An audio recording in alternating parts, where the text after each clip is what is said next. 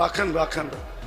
আমরা সমাজে উইরা আসি নাই, আমরা এই দেশের নাগরিক।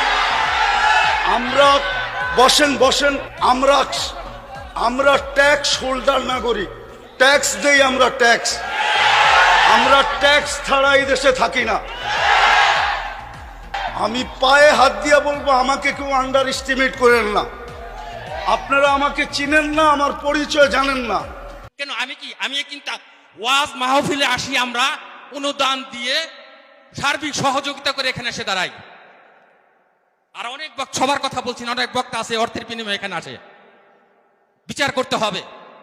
একজন সমাজবাসী, সমাজপতি, সমাজের যে কমিটি, সে যতটুকু এই সমাজের কল্যাণের কাজ করতে পারবে, একজন ইমাম কিন্তু পারে না। সে তো ইমামের দায়িত্ব নিয়ে বসে আছে, কেন পারে না?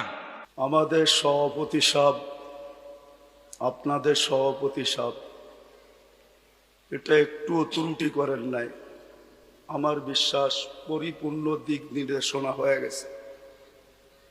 আমার হাতেও সময় নাই, বিদায় আমি আশা করি আমার পরে যিনি আসে উনি আপনাদের সামনে কথা রাখবেন, শেষ পর্যন্ত কথা বলবেন।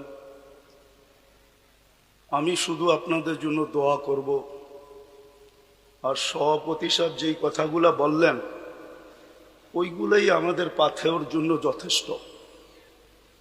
কেননা ওনারা আমাদের দেশের কর্ণধার, ওনাদের কৃপাই আমরা বেঁচে আছি। ওনাদের কৃপা যদি না থাকতো তাহলে হয়তো আমরা দেশে থাকতেও পারতাম না, বা দেশে থাকতামও না। কোথায় থাকতাম আল্লাহই জানে। বিদায় আমি কথা লম্বা করতে চাইতেছি না। আমিও আপনাদের কাছ থেকে বিদায় নিতেছি। আমার পরে যেই বক্তা উনি আসবেন, আমি আপনাদের কাছে অনুরোধ রাখব যে আপনারা ওনার কথা শুনবেন এবং দোয়া পর্যন্ত বসবেন, তারপরে এটাকে পরিসমাপ্তি ঘটাবেন। বলে আমি আমার কথা শেষ করলাম। ওমা আলাইনা ইল্লাল বালাগ।